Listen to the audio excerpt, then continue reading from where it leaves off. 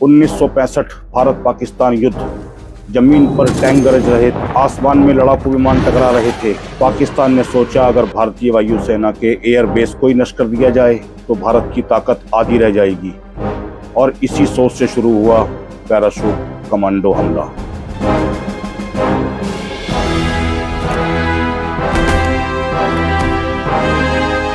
पाकिस्तान ने अपने SSG यानी स्पेशल सर्विसेज ग्रुप के कमांडो चुने, लगभग 180 से 200 कमांडो। योजना ये थी रात के अंधेरे में विमान से भारत की सीमा में आकर हलवारा, पठानकोट, अडमपुर एयरबेस पर पैराशूट से उतरना।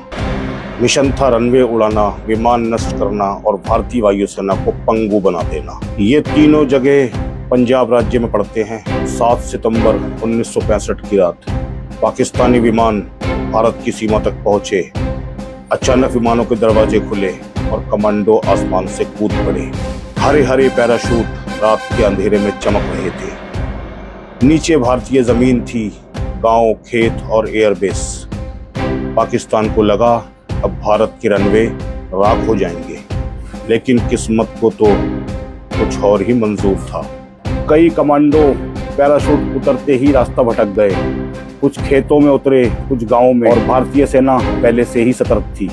और तब हुआ वो जिसकी पाकिस्तान ने कल्पना भी नहीं की थी। गांव के साधारण लोग लाठी, डंडे और पत्थरों से लैस पाकिस्तानी कमांडो को पकड़ने निकल पड़े। फिर भारतीय सेना पहुंची। कड़ी मुठभेड़ के बाद लगभग 93 कमांडो को गिरफ्तार कर लिया गया, 20 को निपटा दिया गया। सिर्फ 22 पाकिस्तान लौट पाए जिंदा वापस। यह पैराशूट मिशन पाकिस्तान के लिए पूरी तरह नाकामी बन गया।